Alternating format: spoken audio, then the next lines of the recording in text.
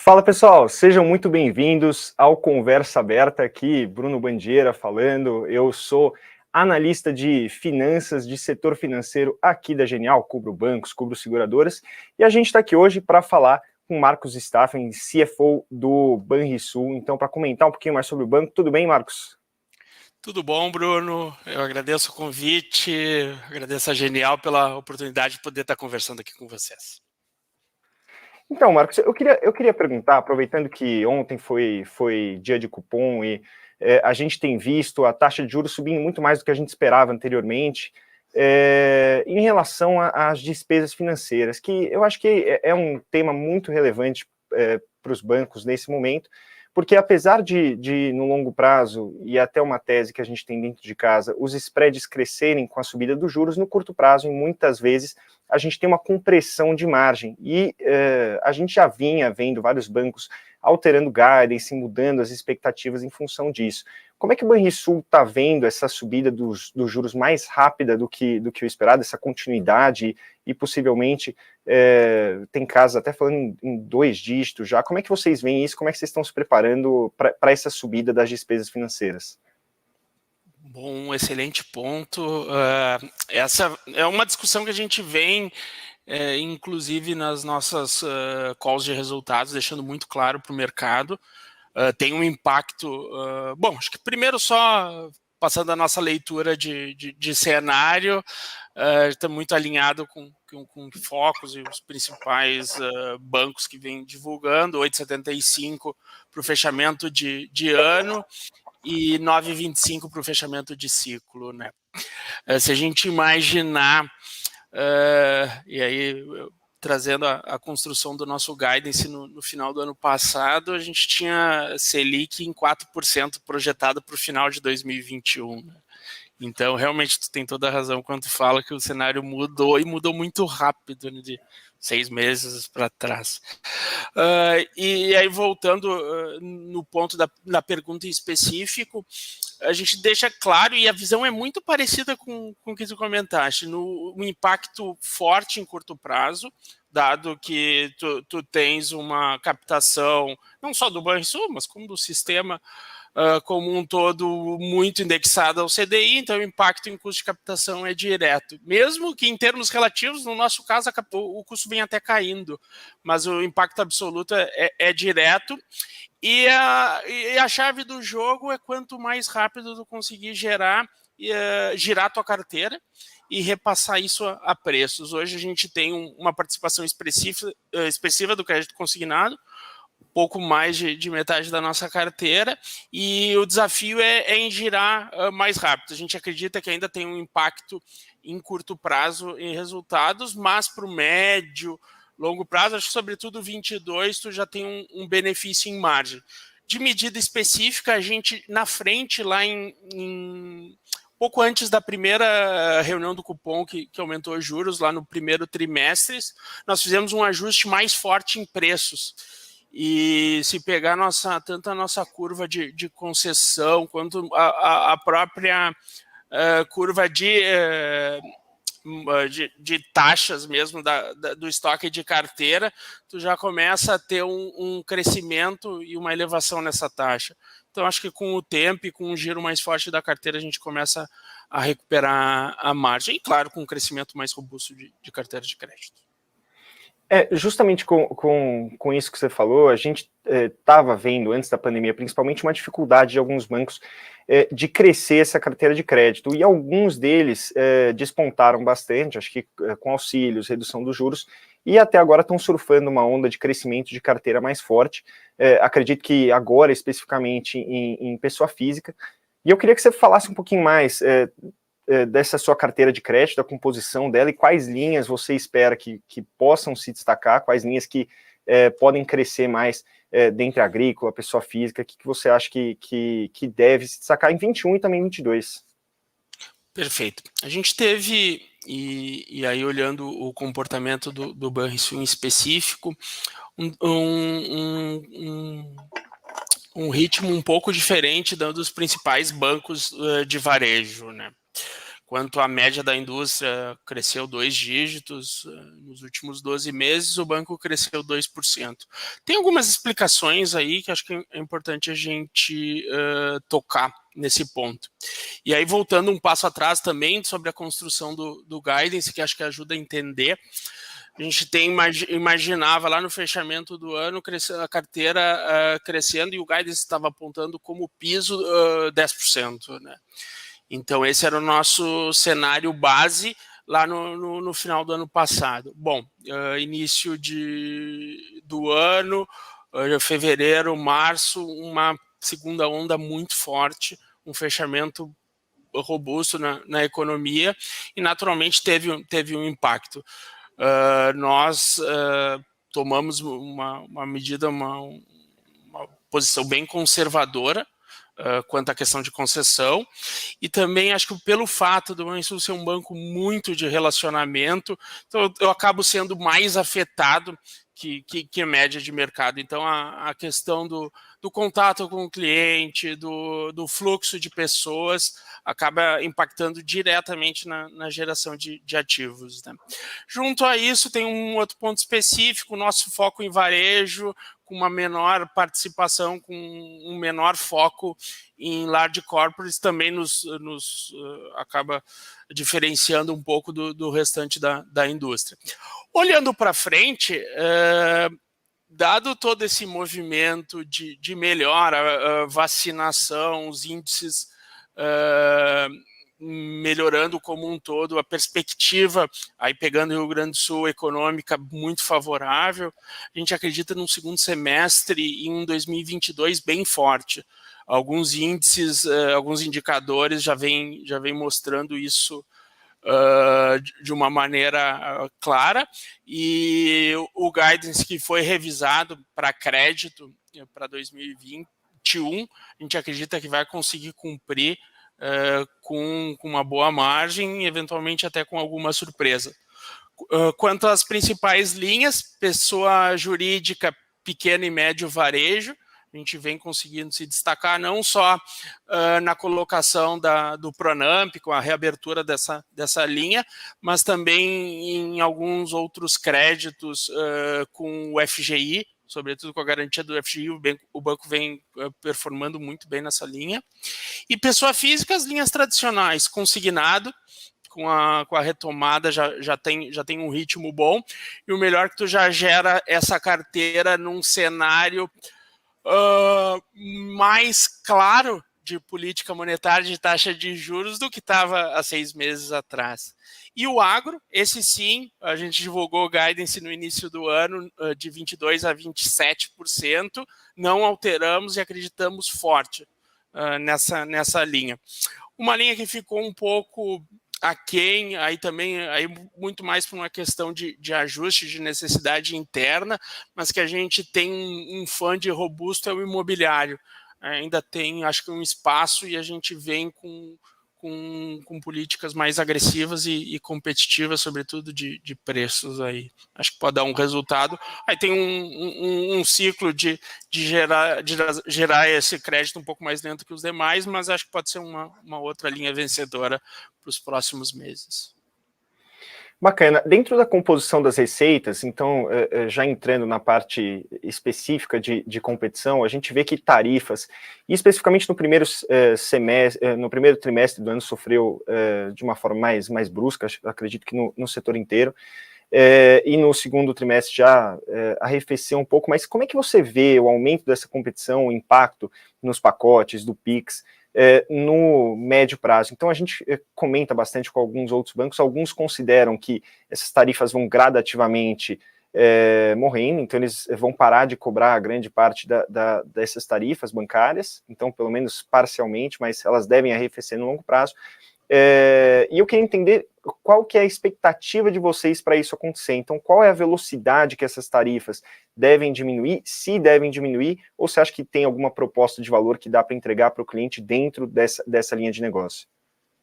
Esse é um ponto. Quando tu tocas em Pix, o mercado ainda tenta enxergar como ele vai impactar, e aí não somente a tarifa tradicional de TED, DOC, mas eventuais outros produtos, né? É um produto recente, acho que não tem um ano, e quem fizer uma projeção, uma previsão um pouco mais forte, corre sério risco de errar, ou mais contundente. O que a gente tem visto aí falando do Pix em específico, o produto ganhando uma atração, uma aderência muito forte.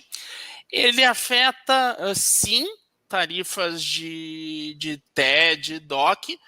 No nosso caso, foi um pouco mais de 10% que afetou, se eu posso falar. Só que o interessante é que o produto Pix, ele cresce, hoje ele representa cerca de 80% das nossas da movimentação entre contas correntes, né? E só que o impacto em receita é pouco mais de 10%. Por que isso acontece? Porque ele ganhou tração e as pessoas começaram a usar de uma maneira muito simples, ágil, como o produto é, né? Acho que é um produto que ele deve passar ainda por algumas transformações. Acho que toda essa questão, acho que vem sendo muito discutida, não só na mídia, como o próprio Banco Central, da questão de segurança, e por isso que saber como ele vai afetar essa questão ainda gera uma incerteza ainda maior. Acho que no demais, quanto à questão de relacionamento, pacote de tarifas, o banco ele já tinha se comparado com média de mercado, um preço um pouco abaixo. Então, eu vejo um impacto ainda limitado em curto prazo com relação a isso. Não vejo como isso pode ter uma pressão um pouco mais forte. Eventualmente, o Banrisul sofrendo, mas sofrendo menos que a média de mercado. Nas tarifas também, então, também relacionado com competição, a gente viu no setor de adquirência, eu acho que até um movimento mais forte do que a gente viu essencialmente em bancos com bancos digitais. Então, acho que talvez até esteja um pouco na frente e de uma forma mais assertiva, já bem mais forte essa competição batendo a porta. Com relação à Vero, vocês contrataram recentemente um banco para tentar endereçar mudanças. A gente queria entender, porque está tendo uma moda de spin-off, de várias operações com adquirentes e com subsidiárias. Qual é a posição de vocês? O que vocês podem comentar da estratégia com relação à Vero? Seja de preço, seja de ganho de mercado, vocês pretendem eventualmente segmentar a operação? Então, o que vocês puderem comentar sobre essa linha de negócio? Não, perfeito. A Vero tem uma participação importante no nosso resultado, tem uma posição, em termos nacionais, pequena, o share vai ficar entre 1% ou 2%, mas tem uma relevância muito grande na região sul, e sobretudo aqui no Rio Grande do Sul. Mas acho que como tu bem colocaste, foi um mercado que sofreu antes, ou melhor, que foi impactado antes com transformação, novas tecnologias, entradas de novos players, né? Mas a Vero e o banco conseguiu se posicionar muito bem. Olhando para o futuro, e a gente vem comunicando o mercado a cada passo, a cada alternativa que vem sendo estudada, foi divulgado um fato relevante meses atrás sobre que o banco está em processo avançado de estudos sobre o que vai, eventual possibilidade de busca de um novo sócio, um parceiro estudando N possibilidades, N alternativas. Isso vem avançando e vamos esperar os próximos meses aí para a gente vai informando o mercado, tão logo tenha algo mais concreto.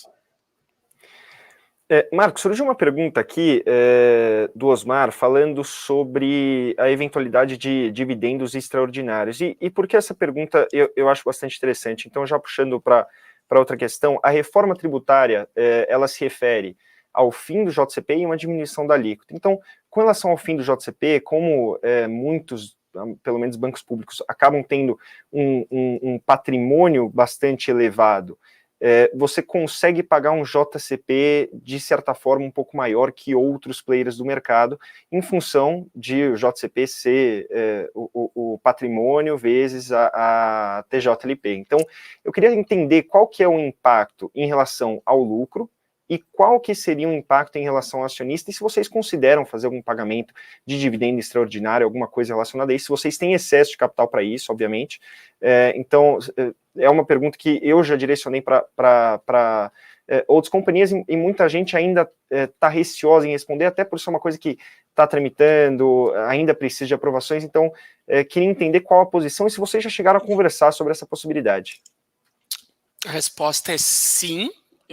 A gente está muito atento ao que vai acontecer. Acho que ainda tem um bom grau de incerteza quanto à aprovação ou o formato da reforma em si.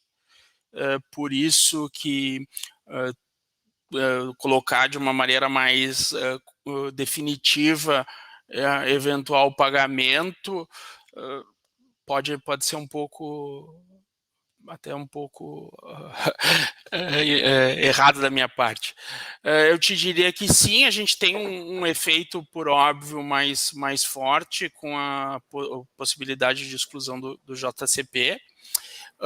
Sim, caso a reforma passe da forma como está, a gente pode estudar alguma movimentação, mas ainda é cedo, acho que ainda é cedo para cravar.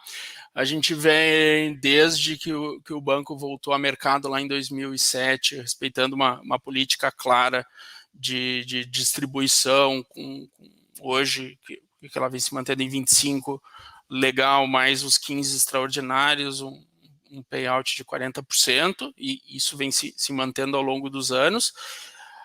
Uma mudança de regra pode sim, não tenha dúvida, trazer mudanças. Com relação à taxa capital, nós fizemos uma operação, aí já não com pensamento de pagamento extraordinário de dividendo, mas com pensamento em longo prazo, em crescimento de carteira de crédito, de bons subordinados lá no início do ano.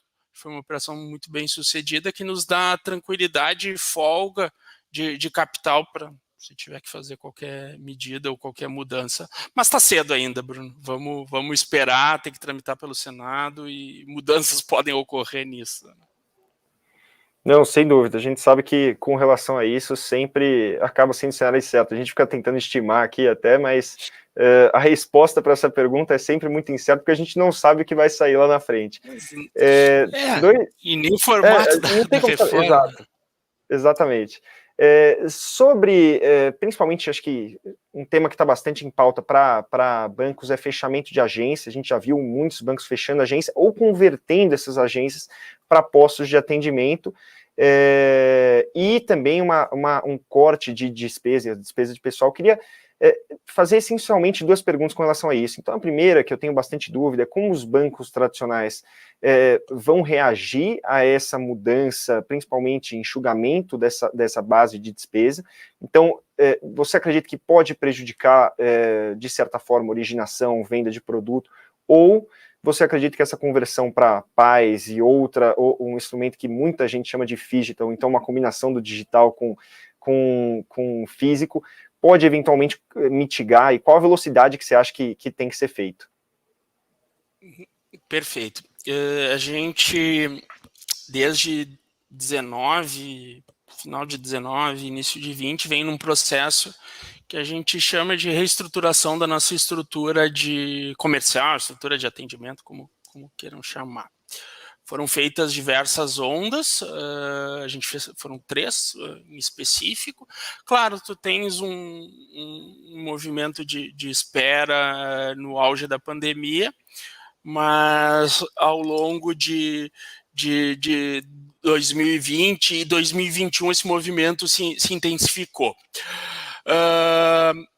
Nós, como está o Banrisul hoje? A gente está num movimento de que a gente chama de quarta onda, que é revendo a nossa rede de agências físicas tradicionais, eventualmente potenciais sobreposições, para que buscar uma maior eficiência nisso, mas deixando claro que, se a gente pensar, sobretudo no estado do Rio Grande do Sul, muitos pequenos municípios, onde o banco tem a agência acaba sendo uma fortaleza e blinda por a entrada de eventuais concorrentes, sejam eles bancos privados ou principalmente as cooperativas, os bancos cooperativos, que são mais agressivos nesse movimento. Então tem um valor muito grande, sobretudo naqueles municípios onde se tem uma agência, e aí eu não imagino o banco fechando, até porque essas agências são muito rentáveis. Tu toca num outro ponto, que é a transformação da estrutura de atendimento, e aí esse sim eu acho que é o nome do jogo para o presente e para o futuro. E a gente já deu alguns passos nesse sentido, pegando sobretudo a nossa estratégia de agro, transformando algumas agências em alguns espaços em pontos de atendimento agro. A gente já tem definido 8 espaços, eu imagino que esse número pode crescer até o final de 2021. Já foram inaugurados agora, na última semana, 2 deles, e ao longo de outubro e novembro os demais devem ser inaugurados, que é uma possibilidade de um atendimento aí muito bem, a mistura do físico com o digital, e num setor que cresce muito forte. Além disso, mudanças e transformações em alguns espaços que a gente tem de alta renda, também devem ser feitos ao longo dos próximos meses, ou seja, uma agência que eu tenho um público de alta renda relevante, eu posso transformar num ponto de atendimento específico, e aí acho que o piloto aqui por Porto Alegre faz todo sentido, a gente já tem isso em foco. E aí o impacto em custos é interessante. Hoje, dependendo do tamanho da agência, esse impacto do custo de numerário, do custo da transação tradicional, do caixa de agência, ele pode corresponder a quase 1/3 da despesa da agência. Então, tu imagina, o benefício de negócios é muito pequeno, né? Então, eu posso ter uma manutenção de uma receita gerando receita com um menor custo. Acho que esse, sem dúvida, é o nome do jogo para os próximos meses. Então, a gente tem foco específico, eu já posso te dizer, já em andamento e consolidado no agro, e algumas agências temáticas de alta renda, ou postos de atendimentos temáticos de alta renda. Bacana. Uma coisa que eu venho me perguntando recentemente, e a gente tinha até um guidance diferente no início do ano, acho que para o setor como um todo, é a inadimplência. Então, a inadimplência tem estado muito controlada, em vários casos mais controlada do que a gente via em níveis pré-pandêmicos, e é um ponto de preocupação realmente quando essa inadimplência vai começar a subir, o quanto ela vai subir. Então, tinham carteiras repactuadas que foram sendo diluídas ao longo do tempo, agora a gente está num período de retorno à normalização. Como você acha que vai reagir essa inadimplência? O que era esperado agora para o segundo semestre, você acha que vai vir mais para frente, vai vir no início de 2022?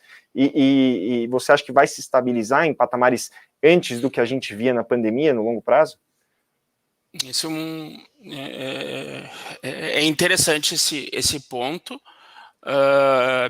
Lá no início da pandemia, realmente assustou. Acho que a gente pisou no freio, talvez, e pisou no freio mais forte que os demais bancos. Acho que isso, sem dúvida, reverteu num crescimento menor de carteira, mas também numa inadimplência. Se a gente pegar hoje, nossos índices são os menores da história, rodando 2,2 de inadimplência para 90 dias, com uma carteira que cresceu menos, ou seja, eu não tenho nenhum impacto de crescimento de base aí. E com uma geração de ativos bem construída, com um bom portfólio de garantias e com um mix muito saudável, sobretudo quando a gente olha a pessoa física que está no crédito rural, que naturalmente tem uma blindagem, seja por seguro, ou seja por garantia, e no consignado, né? Então eu vejo um futuro bem positivo, olha, a inadimplência pode subir um pouco, eventualmente pode, porque a gente está falando dos menores níveis de inadimplência, no caso do Banrisul em específico, né? Mas eu não vejo um potencial de saldo muito forte, até porque se a gente pegar o saldo da carteira que foi renegociado, ele vem performando muito bem, vem pagando.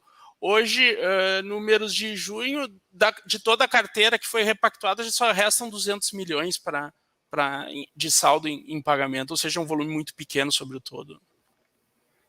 Isso é uma coisa realmente bastante impressionante, porque a gente viu realmente surpreendendo essas carteiras repactuadas, e eu acho que foi um movimento geral. Uma coisa que estão perguntando bastante no chat, e é uma questão que eu acho interessante a gente pontuar, na sua visão, a gente tem o banco hoje a 0,5 preço sobre valor patrimonial. O que você acha que pode destravar valor? Quais iniciativas podem, ao longo desse ano ou do próximo ano, acabar destravando valor? E eu acho que, se a gente olhar para vários bancos, eles estão abaixo de patamar histórico, inclusive de preço sobre valor patrimonial. É um setor que está sendo bastante penalizado pelo mercado, e especialmente o Banrisul, então, com valor, em termos de múltiplo, muito, muito baixo. O que você acha que pode fazer esse múltiplo andar, esse preço destravar? Acho que tu coloca bem quando tu compara não só o Banrisul, como os demais bancos, e se pegar um proxy mais semelhante, um player mais semelhante ao nosso, tu vai ver um valor, um múltiplo muito parecido, né? Que é o Banco do Brasil, por óbvio. Então, acho que o setor financeiro vem sofrendo forte, e o setor financeiro com controle público mais ainda.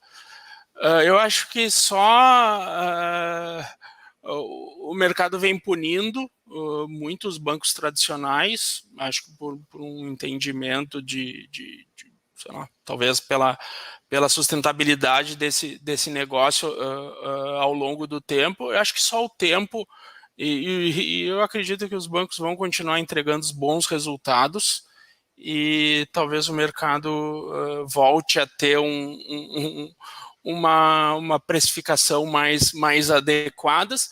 Eventualmente, o mercado pode não rodar nos níveis passados de ROE na faixa de 20, mas eventualmente esses níveis se acomodando em níveis mais acima do que rodamos, que os bancos em geral rodaram em 2020, o mercado naturalmente tende a ajustar e voltar, se não aos múltiplos que negociava no passado, mas pelo menos a múltiplos mais razoáveis.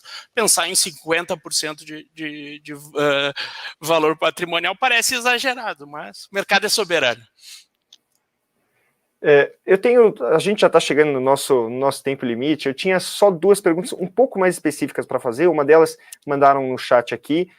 A outra era uma pergunta que a gente estava acompanhando, mas até recentemente, e o assunto diminuiu bastante com o comitê que vocês criaram aí dentro para decidir sobre a questão, que é justamente a folha de pagamento do Estado, que o prazo era de 10 anos e estava sendo negociado antecipadamente para 5 anos. Eu queria que você comentasse um pouco mais qual é a perspectiva de resolução dessa questão, como é que foi direcionado esse comitê, e como é que vai ser direcionada essa resposta. E mais uma pergunta que perguntaram no chat, com relação à despesa de pessoal, a pessoas. Se vocês pensam em fazer algum tipo de contratação, algum tipo de concurso, ou um movimento contrário que vocês vinham fazendo plano de demissão voluntária, muitas pessoas estão fazendo plano de demissão voluntária, então como é que vocês veem o aumento ou diminuição desse quadro de funcionários, e também a questão da renegociação da folha de pagamento? Começando pela folha, acho que toda a estrutura de governança sobre esse negócio, de uma potencial compra ou recompra, ou como queira, uma extensão no prazo de contrato, ela é muito firme. Ela já foi testada lá em 2016, perdão. Acho que foi uma experiência muito bem sucedida. O comitê vem trabalhando, não é um negócio trivial, não é algo simples de chegar numa precificação ou num eventual ou não interesse disso. Acho que nos próximos um mês, no máximo, deva ter algum indicativo. E lembrando que esse comitê é independente, ele é composto por membros não do Conselho de Administração não vinculados ao controlador. E vamos esperar a indicação desses estudos e com toda a assessoria de consultorias especializadas no tema. O segundo ponto sobre as pessoas é um tema interessante. A gente fez em 2020 um PDV que mexeu com quase 10% do nosso quadro. A gente está em constante estudo, tanto de um lado quanto para o outro. Concurso por concurso, não sei mesmo, eventualmente algo mais focado, mas para 2022, vamos pensando com calma. É um tema interessante, acho que a gente já vem e os números mesmo com a questão do dissídio que já estava contratado, a gente tem o custo de pessoal extremamente controlado, inclusive com potencial queda, como a gente já vem mostrando em 12 meses. Marcos, uma coisa que a gente, então, só uma pergunta que surgiu no chat que eu acho relevante, em função do timing, a gente tinha comentado um pouco sobre isso, mas só para dar uma cor a mais, o Marcel Campos perguntou se você consegue dar uma cor da NIM para 2022, uma vez que o consignado está voltando forte e você acaba tendo dificuldade de repasse de preço, acho que acredito que seja essa a razão da pergunta, no consignado. O NIM, só para quem não entende, é justamente aquela diferença entre o que é cobrado no empréstimo e a despesa daqueles empréstimos. Então, quando você fala de NIM, você está falando essencialmente de spread. Então, você já tem uma cor com relação a 2022 ou ainda não?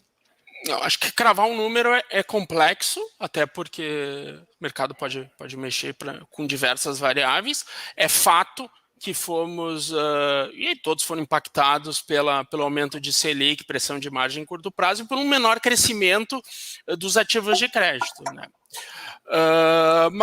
Então, se a gente pegar 2021, imagino cumprindo o guidance que a gente colocou. E 2022, se eu pudesse apostar, se eu pudesse cravar algo assim, eu diria que um intervalo superior, um guidance com intervalos superiores ao de 2021. Talvez muito próximo com o de 2020, pode ser um número para a gente olhar. Legal, Marcos.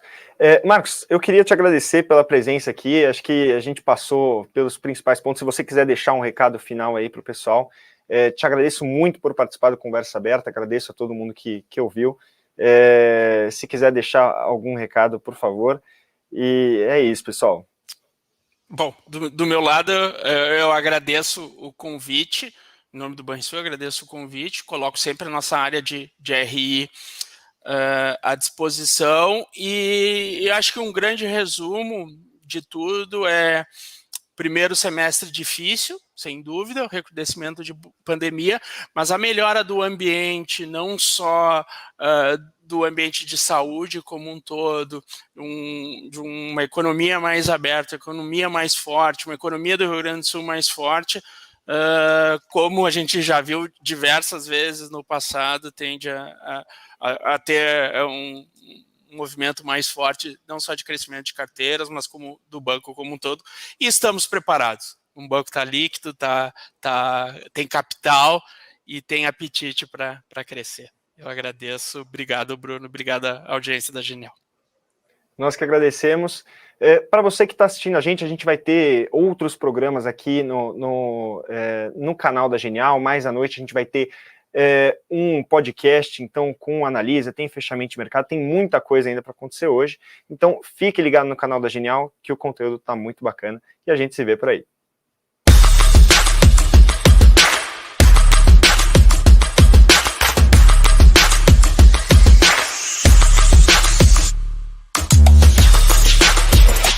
Ó, pessoal. O próximo episódio do podcast Genial Analisa vai ser com o Yuji, nosso parceiro e atleta de judô, e ele vai ensinar um pouquinho pra gente sobre judô e a gente aqui vai ensinar pra ele sobre finanças. Não perca, tá super legal esse episódio. Ative o sininho